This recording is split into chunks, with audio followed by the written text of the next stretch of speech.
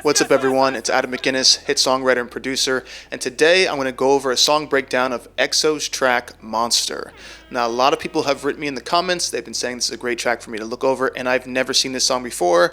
I don't really know much of EXO's music, so for me it's always cool to experience it for the first time and break it down to everyone out there to hear what I hear when I'm first referencing songs. If you're new to this channel, please help me out by hitting that subscribe button, hitting that like button so you can be notified for all the new videos. It'll really help me grow this channel. I can do more and more of these breakdowns. That being said, let's get into it.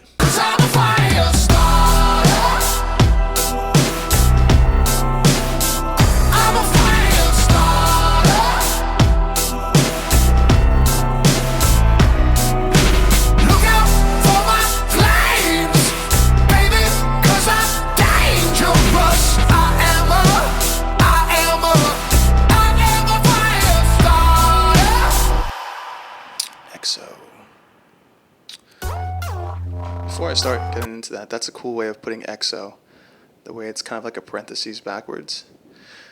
Once again, interesting. So far, everything I've seen from these guys, it's always something interesting.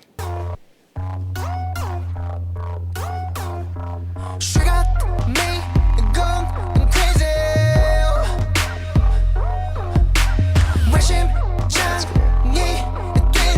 Their outfits and their styling is wild.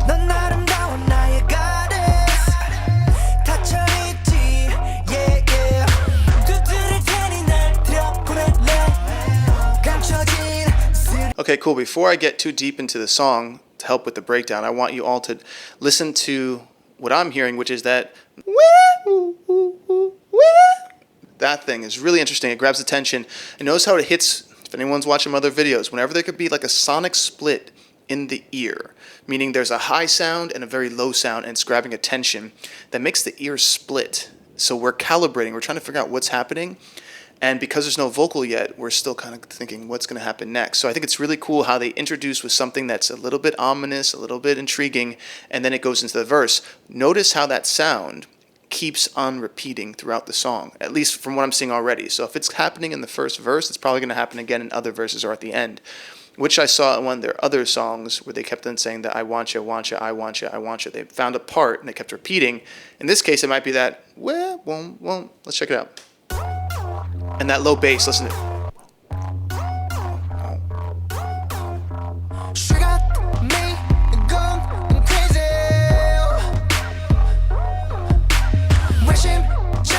Okay, this is really dope. Listen to the bass. It's actually changing. It's doing something really interesting. It's going, won't.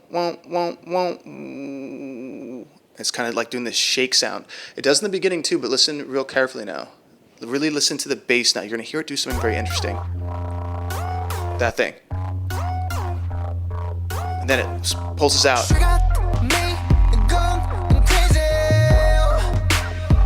Hear that in the bass? It's like, that's cool. Very cool.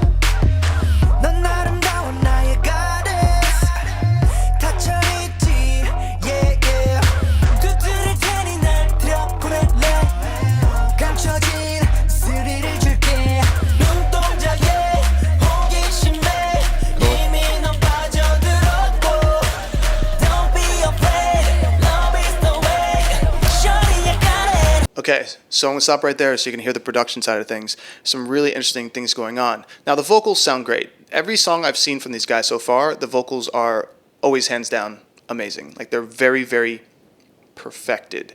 There's not even a slightest flaw. It's almost like, I mean, I hate to say this, but it's so perfected. I'm going, how did they learn to sing like this? Like where's the crack? Where's the break? Where's the thing? But also, once again, it's just probably how they studied singing. You know, it's probably very perfected, which is different from someone like blues or soul who are going to have cracks in their voice and it's going to be a little strained. Like, these guys are just like pure with it. So one thing that's interesting, listen to the hi-hats come in. Check it out right here. And it's to build tension right here. Right here.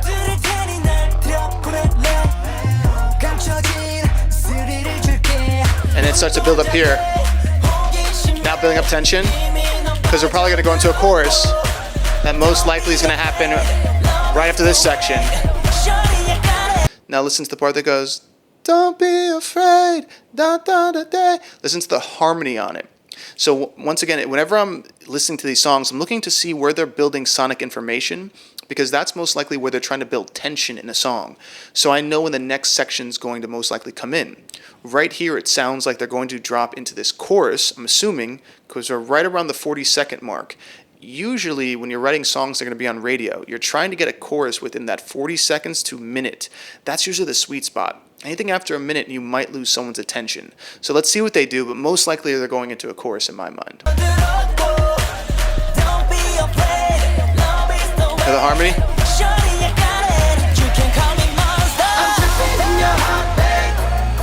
Yeah. So chorus.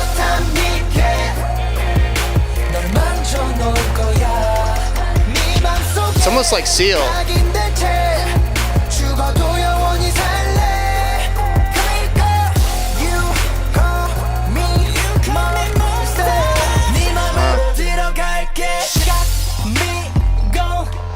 Okay, so a couple things. One, this almost sounds like a chorus from Seal. I don't know if everyone remembers the artist Seal, but this kind of reminds me of some of the stuff that he would do back in the day.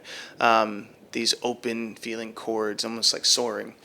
Now, I've noticed a couple times, I'll listen to this beat again, but so far there's been 4 songs that I've reviewed from EXO, and they all have a section where it goes from being very up-tempo to having a backbeat. Let me listen to this chorus again and see if it has it, but if it does, then I know that I'm honing into their sonic structure in songs that most people might not even know has been happening the whole time. Let's see if they go to a backbeat.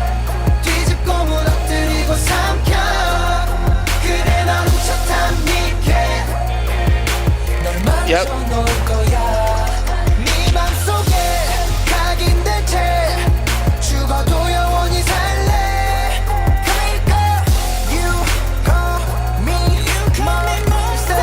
So for everyone out there who really wants to hear what's going on, now this is the part where the most sonic information in the song is happening. It's usually always happening in the choruses on major radio songs.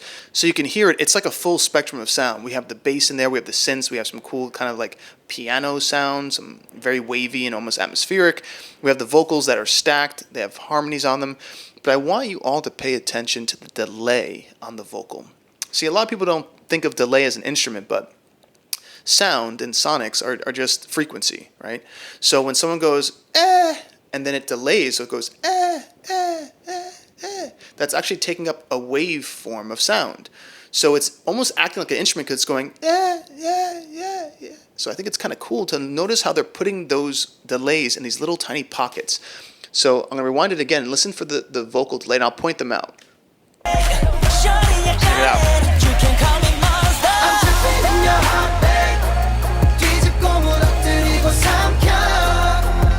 Hear that?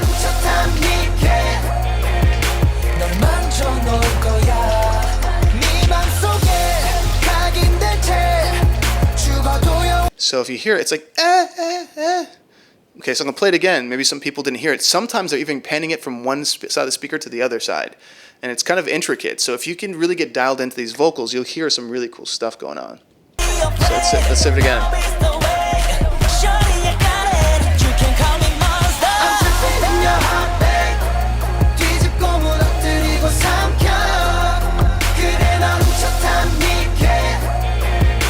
And he goes, so the lead is going,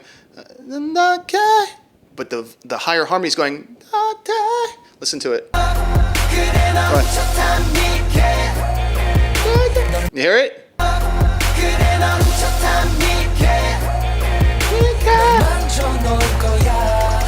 Cool.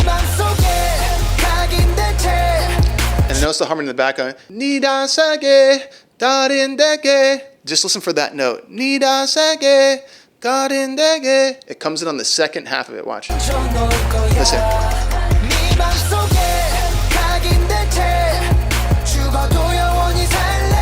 Cool. That was cool.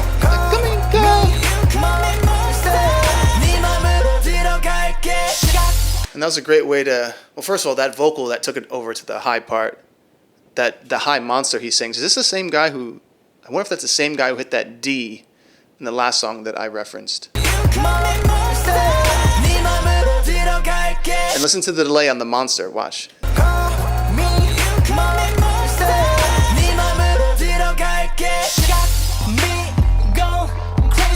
Drop down to that bass. Make it real grimy, which it did in the last one.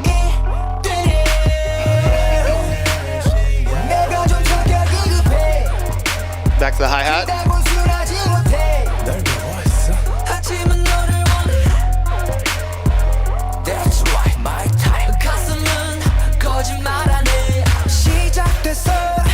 So back to the pre-chorus. Now you probably all hear the delays now. You can call me monster. I'm in your heartbeat.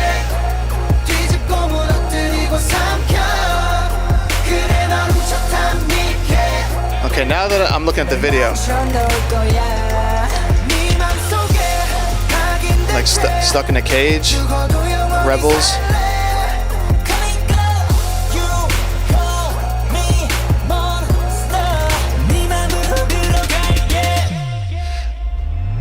I really like how they end the chorus, how it's like, monster, and then it goes,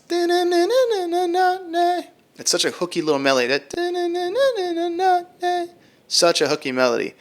So if you're watching this and you're trying to run through what's in my mind, I'm really trying to look at the visual, I'm trying to understand the storyline, but I'm trying to hear every single layer of a track, and I'm trying to pull out the tracks that I feel are going to be interesting for you. Because there's a lot of stuff that you probably don't need to know about, like there's the drum, there's the bass, but there's some intricate things like these little harmonies and these little sounds and how things are moving that I think are interesting to learn about. So most likely we're going into the bridge right here. The reason I'm saying that is because when you're structuring songs like this, after the second chorus, you usually go into a bridge. I have noticed that EXO has done different kinds of bridges, meaning they're usually double the length of most American songs. So let's see if they do that here. I don't know. We'll see. Beautiful. With the strings. Wow. Whoa. See? So they did a vocal break, like a bridge, and I said they probably would double it, and I can tell they're going into a rap right now. Once again, the vocalist on the bridge is wild. Some of those notes are crazy. He's hitting them full voice, which is not easy. Like I told everyone in my last video, I am not a pure tenor. If you listen to any of my music, which you hear me singing on the front and the last song of these videos, the first song is called Firestarter, the last song is called Power, I am not a pure tenor. So when I hear these kind of things, it's just wild to see how effortless people can get up to these notes. But yeah, let's keep listening. I think it's really cool the way they brought in those strings, that symphony sound, which I remember on the other song, they brought in some really cool piano on the bridge. So the cool thing about this group so far that I'm experiencing is they really do have a little bit of everything. There's a little bit of R&B, there's a little bit of pop, there's a little bit of hip hop, there's a little bit of trap, there's a little bit of EDM fills, and there's a little bit of orchestra and classical. And they can dance. And they did martial arts. So I get it, everyone. If you're out there, I get why you said, Adam, you should check these things out. I understand it now. Yeah, it's interesting because when I'm reviewing K-pop songs, because I don't know the language fully, and because there's so many wild things that are happening visually and in an audio form, it's much more impactful than, no offense, let's say the Olivia Rodrigo song I did yesterday. I mean, she's a good song. It's cool, but it doesn't emote these kinds of feelings because there's so many intricate things going on, and because it's so clever, and because it's so in your face. There's so much going on in this kind of song that I actually feel more excited towards referencing this kind of track and kind of breaking it down. But let's keep on watching.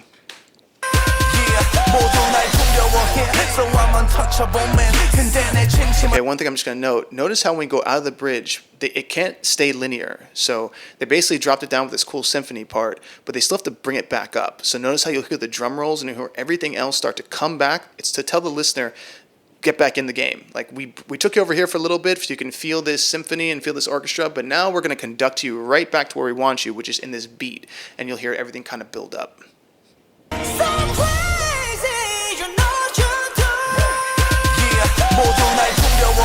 So I'm untouchable man 근데 내 진심은 왜 결국에 날 거부 못해 숨어서 저보다가 깜짝 놀라지 내게 난 티노미 같은 난 내 존재의 일부 날 그대로 받아들여 너의 두려움 걱정은 접어들여 네가 견딜만한 고통을 누려 더 깊이 빠져들어 널 맘대로 가지고 놀아 내 손에서 맘껏 놀아 도망가지만 난 영원히 난 돌아 You can call me monster I'm in your heart Alright, so once again, this is just, it's like rapid fire. He's just like, you know, it's just boom, boom, boom, which is not easy to do. So, you know, that if I don't know if he's writing or if they're writing with a team of people, but whoever's writing this stuff is kudos to you, because this is intricate and this is, it's satiating. It's cool. Let's just note what's happening. Check out the amount of delay that's happening in the vocal during his part when he starts to rap faster. You'll actually hear the delay become almost like its own reflection. Hear it?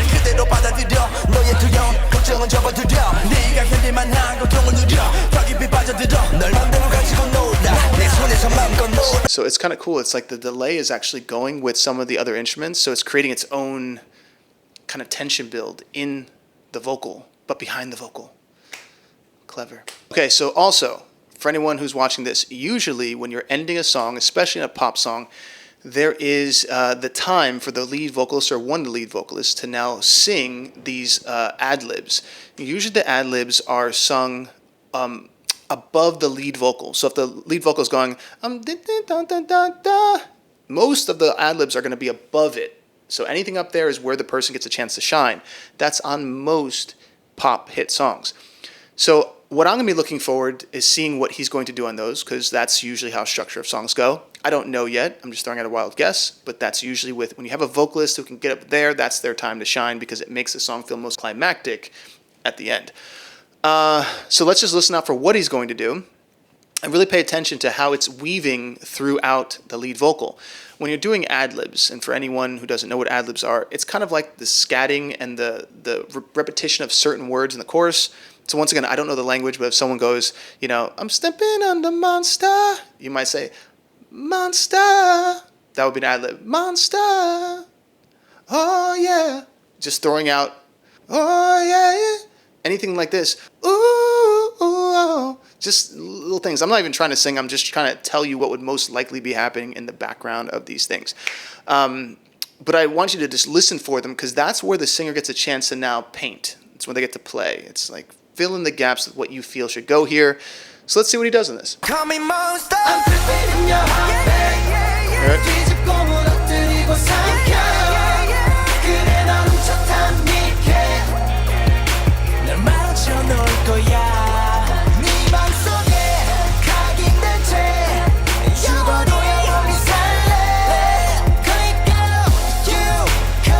Yeah.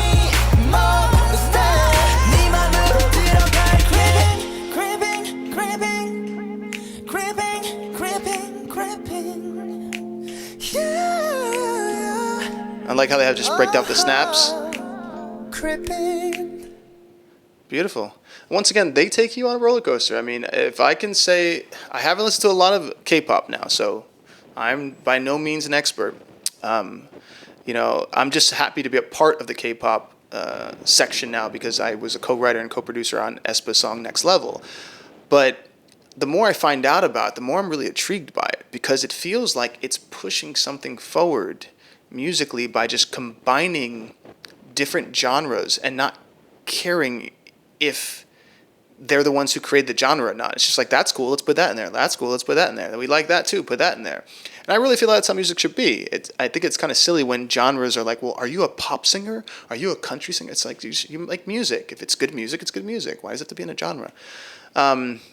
So anyway, long story short, I think it's really cool what they're doing. And because of that, they've kind of created their own world.